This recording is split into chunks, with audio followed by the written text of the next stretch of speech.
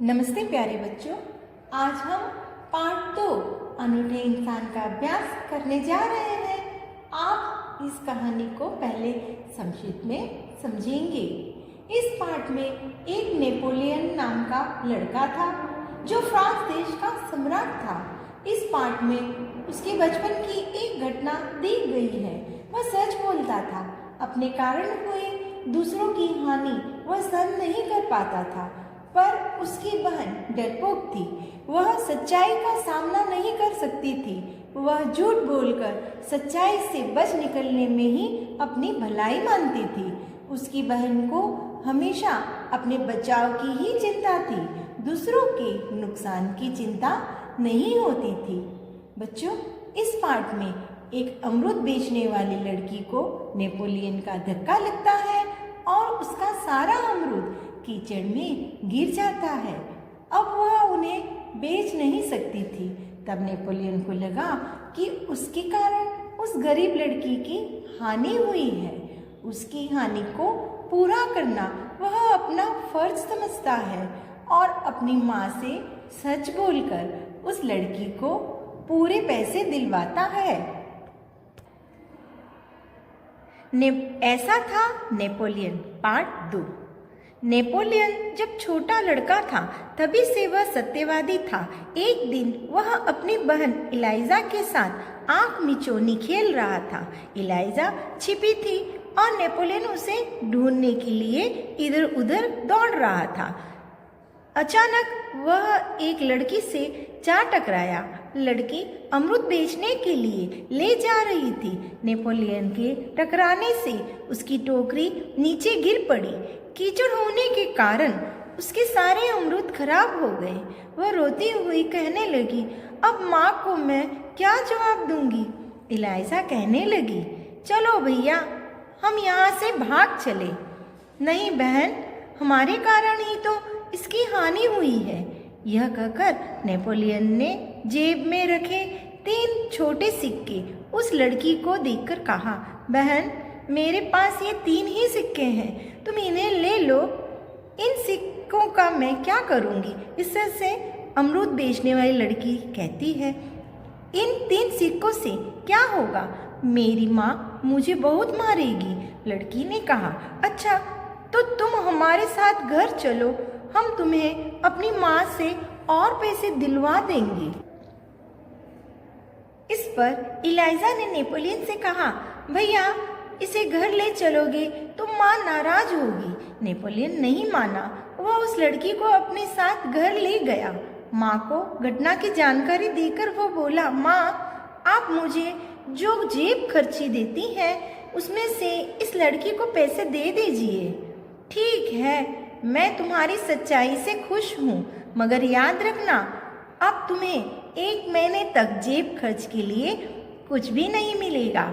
माँ ने कहा, ठीक है माँ, नेपोलियन ने हंसते हुए कहा। माँ ने उस लड़की को 2 बड़े सिक्के दिए।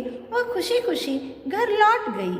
नेपोलियन को धक्का देने की सजा तो मिली, परंतु सत्य के पथ पर चलने के कारण उसे यह सजा भुगतने में अद्भुत आनंद आया। वास्तव में नेपोलियन सच्चाई के पथ पर चलने वाला इंसान था। बचपन से ही उसे खुद पर दृढ़ता और विश्वास भी था।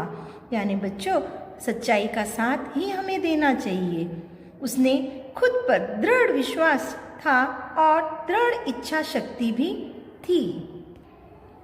इस पाठ से हमें यह सीख मिलती है कि हमें सदैव सच बोलना चाहिए। प्यारे बच्चों, अब हम पार्ट 2 में सच्चा दान का अभ्यास करेंगे। आप इसे पहले संक्षिप्त में समझेंगे। महात्मा गांधी ने देश की आज़ादी के लिए अंग्रेजों से लड़ाई लड़ी। देश की जनता ने उनका पूरा साथ दिया। तब आंदोलन के लिए उन्हें धन की जरूरत पड़ी। बापू यह धन कहाँ से लाते? उन्होंने देश में घूम घूम कर सभाएं की और धन इकट्ठा किया। तब कौमुदी नामक एक बालिका ने अपने सभी गहने भेंट कर उससे साबित कर दिया, देश प्रेम से बढ़कर कुछ भी नहीं है। आओ बच्चों, अब हम इस पाठ को अच्छे से समझें। की बात है वहाँ बड़गरा नाम के एक गांव में सभा का आयोजन किया गया। गांधी जी ने अपने भाषण में सभा में उपस्थित सभी बहनों से जेवरों की भीख मांगी। बहुत सी वस्तुएं भेंट में मिली। अपना भाषण समाप्त करके गांधी जी उनको नीलाम करने लगे। नीलाम अर्थात बच्चों बोली लगाकर बेचना। उसी समय कौमुदी नाम की 16 वर्ष की एक कन्या धीरे से मंच पर चढ़ आई। उसने एक हाथ की सोने की चूड़ी उतारी और उसे गांधी जी को देते हुए बोली, क्या आप मुझे अपने हस्ताक्षर देंगे? गांधी जी हस्ताक्षर कर ही रहे थे कि उन्होंने उनसे दूसरे हाथ की चूड़ी भी उतार दी। यह देखकर गांधी जी ने कहा, अरे पगली लड़की, दोनों चूड़ियां देने की जरूरत नहीं है।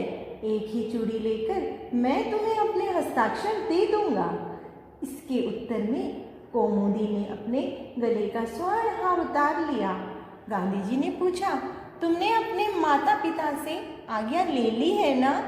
बिना कोई उत्तर दिए उसने कानों से रत्न जड़ित बूंदे भी निकाल लिए। गांधी जी ने पूछा, तुमने इन आभूषणों को देने के लिए अपने माता पिता से आज्ञा ले ली है ना? कौमुदी कुछ उत्तर देती। इससे पहले ही किसी ने कहा, इसके पिता तो यही है ना, मानपत्रों की नीलामी में वही तो बोली लगवाकर अपनी मदद कर रहे हैं। बच्चों, मानपत्र अर्थात आदर से लिखा हुआ पत्र और नीलामी अर्थात बोली लगाकर बेचना। अब गांधी जी ने कौमुदी से कहा, तुम्हें यह तो मालूम होगा कि ये गहने दे देने के बाद तुम फिर नए गहने नहीं बनवा सकोगी। कौमुदी ने यह शब्द दृढ़ता पूर्वक स्वीकार कर ली। गांधी जी ने हस्ताक्षर करने के बाद यह वाक्य लिख दिया, तुम्हारे इन आभूषणों की अपेक्षा तुम्हारा त्याग ही सच्चा आभूषण है। सच है, देश प्रेम से बढ़कर कुछ नहीं। प्यारे बच्चों, कौमुदी का यह पात्र हम सबके लिए प्रेरणादायक है। हमें भी अपने देश की सेवा करनी चाहिए। आओ अब हम शब्दार्थ का अभ्यास करेंगे। सत्यवादी, हमेशा सत्य बोलने वाला, अद्भुत, अनोखा, आंख मिचोली, लुका छिपी, का खेल, अमरूद, जामफल, पथ, रास्ता, दृढ़, मजबूत, निर्माता, बनाने वाला, हस्ताक्षर, दस्तखत, घटना, प्रसंग, उपस्थित, हाजिरी, वहाँ आए हुए, मानपत्र, आदर से लिखा पत्र, आयोजन, इंतजाम, आभूषण, गहना, नीलामी, बोली लगाकर बेचना, भाषण, सभा के सामने बोलना, त्याग, समर्पण। प्यारे बच्चों, आज का ये अभ्यास आप घर में अच्छे से करोगे और शब्दार्थ वो आपकी हिंदी की नोटबुक में सुंदर अक्षरों से लिखोगे। धन्यवाद।